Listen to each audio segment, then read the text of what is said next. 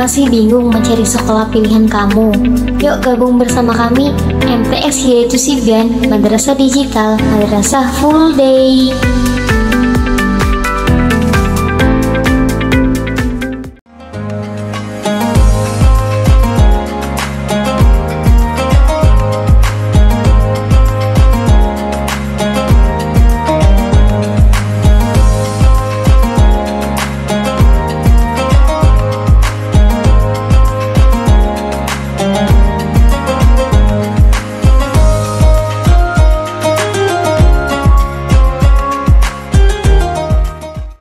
Assalamualaikum warahmatullahi wabarakatuh.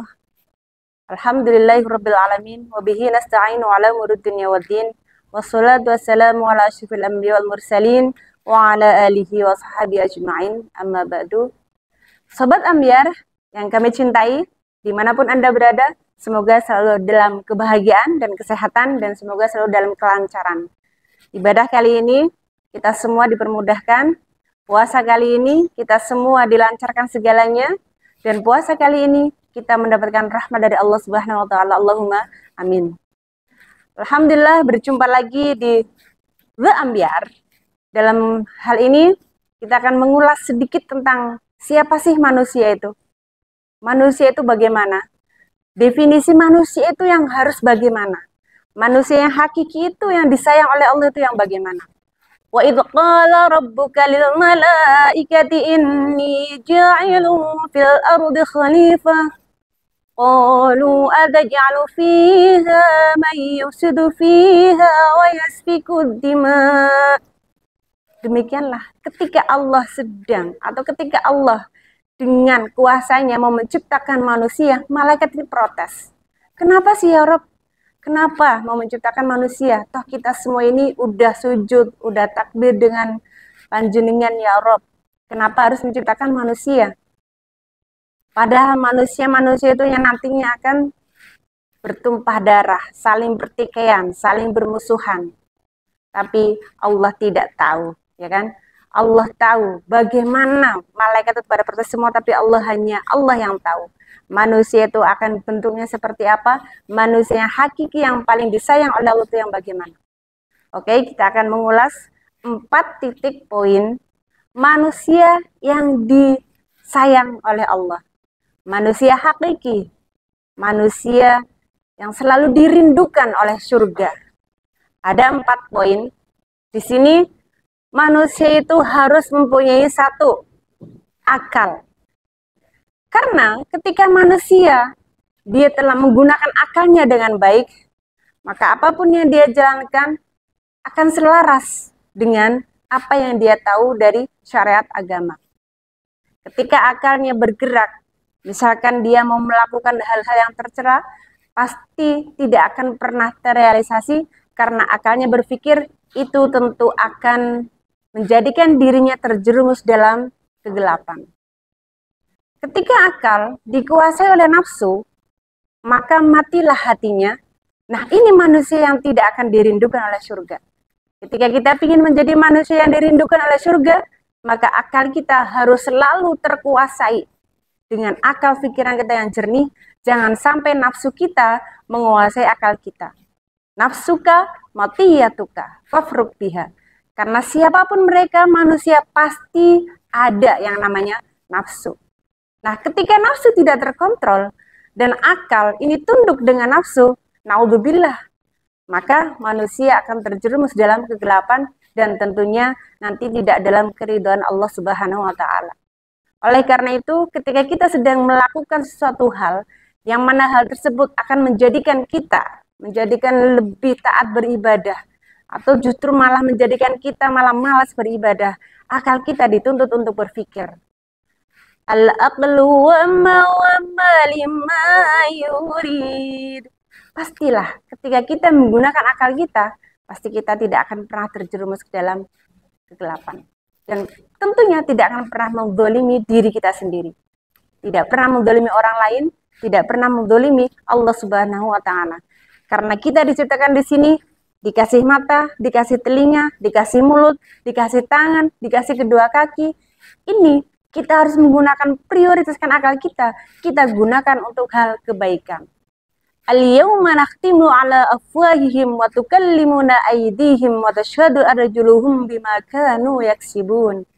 Karena sesuatu hal, apapun yang kita punya, tubuh kita, kedaulatan tubuh kita ini, semuanya akan dimintai pertanggungjawaban. Nah, ketika kita tidak mampu mengolah, tidak mampu menguasai akal kita agar supaya berpikir secara jernih, maka kita nanti akan terjerumus dan tentunya kita tidak menjadi insan atau manusia yang tidak dirindukan oleh surga. Lalu yang kedua, manusia tersebut mempunyai nilai agama yang kuat. Agama bukan hanya menjadi catatan di KTP saja, tetapi agama ada dalam jiwanya. Jadi al-imanu billah, al-iqraru bil lisan, wa tasdiqu bil qalbi.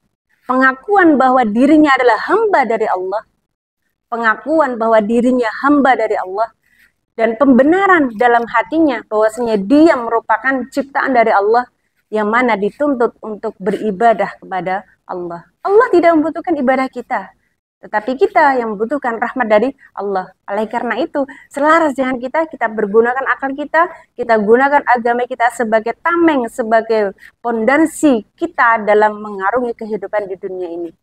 Ketika orang beragama, tetapi agamanya hanya sebagai contoh kecil di KTP, hanya tertulis agama Islam atau agama Buddha, agama Kristen, tapi dia tidak pernah melakukan sesuatu hal yang minimal menjadikan dirinya lebih baik, yang sesuai dengan syariatnya, maka tentu agamanya tidak ada gunanya, agamanya sia-sia saja. Karena sejatinya orang yang beragama yang dirindukan oleh surga adalah mereka-mereka yang dengan beragama selalu menarik dirinya untuk melakukan hal yang baik, yang mengarahkan dirinya agar melakukan hal yang lebih baik dari hari kemarin. Ini yang kedua. Karena agama itu adalah prioritas utama.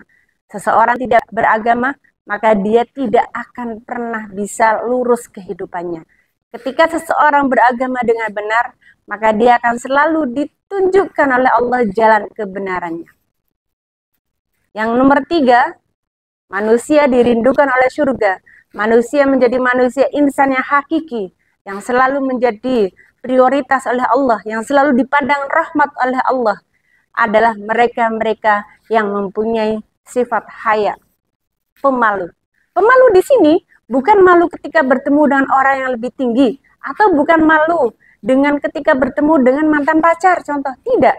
Tapi pemalu di sini adalah dia merasa malu, tidak pernah atau tidak mau melakukan hal yang dilarang oleh Allah, hal yang tidak sesuai dengan syariat, maka dia akan malu untuk melakukannya. Ini nomor 3. Karena apa? Seseorang yang tidak ada rasa malu, maka dia tidak akan pernah merasa menyesali apapun yang dia gunakan untuk kehidupannya, apapun yang dia lakukan untuk kesenangan dirinya di masa dunia, dia tidak akan pernah menyesali ketika tidak ada rasa malu. Dia akan melakukan hal yang mungkin bisa jadi malah menjatuhkan martabatnya. Dia bisa melakukan hal yang mungkin bisa jadi malah menjadikan dirinya lebih hina dari orang lain. Dia melakukan hal-hal yang tidak diinginkan, contoh dia mencaci maki orang lain, justru malah dia intinya malah mencaci dirinya sendiri. Dia merendahkan orang lain dengan tidak malu tanggung-tanggung, dia merendahkan orang lain serendah-rendahnya, justru sebaliknya malah dia hakikatnya adalah merendahkan dirinya sendiri. Nah, kalau orang yang dirindukan oleh surga adalah dia mempunyai rasa malu, maka dia tidak akan pernah melakukan hal yang tidak selaras dengan syariat. Yang terakhir, nomor 4 adalah amalun sholih. Orang yang dirindukan oleh surga adalah dia melakukan hal-hal yang sholih atau hal-hal yang sodik, hal-hal yang benar, hal-hal yang sesuai dengan syariat. Ketika dia akalnya digunakan untuk berpikir, nafsunya menyuruh dia untuk melakukan hal kejelekan, tetapi akalnya berpikir jernih, jangan pernah melakukan kejelekan. Karena itu nanti ada balasannya. Apapun yang kau katakan, apapun yang kau tulis, apapun yang kau siratkan, nanti akan ada balasannya tersendiri-tersendiri. Oleh karena itu, ayo muliakan tubuh kita, anggota badan kita, ayo kita daulatkan untuk segala macam sesuatu yang bernilai ibadah. Karena sekecil apapun ibadah kita, pasti akan diterima oleh Allah Subhanahu wa taala. Sekecil apapun amal soleh kita, walaupun kita tidak niat untuk amal soleh, itu akan tercatat ibadah ketika kita tujuannya adalah membersihkan diri sendiri. Contoh kecil saja, kita lihat di jalanan, kita melihat ada kulit pisang di tengah jalan, kulit pisang kita buang ke tempat sampah dengan tujuan, saya tidak mau terpeleset. Kalau di situ dibiarkan, orang lihat pasti akan terpeleset, tentu mereka akan merasakan sakit. Saya buang saja. Hanya dengan niatan demikian, tidak dengan niat, saya mau niat melakukan hal baik, tidak dengan niat demikian. Nah, ini udah termasuk hal yang amal soleh, yang mana Allah telah mengucapkan terima kasih kepada hamba-hambanya. Wahai hamba-hambaku, saya ucapkan terima kasih kepadamu, karena kamu telah membuang sampah pada tempatnya. Saya ucapkan terima kasih padamu karena kamu, wahai hambaku, telah menjadikan dirimu bermartabat dengan membuang sampah di tempat sampah. Cukup sekian, semoga bermanfaat. Semoga kita semua, Sobat Ambiar semua di sini, menjadi manusia-manusia insan yang selalu dirindukan oleh surga. Allahumma amin. Marhaban ya Ramadan, busyra lana bi Ramadan, ighfir lana ya Rabbana, wa'afina wa'fu anna. Cukup sekian, mohon maaf. Wassalamualaikum warahmatullahi wabarakatuh.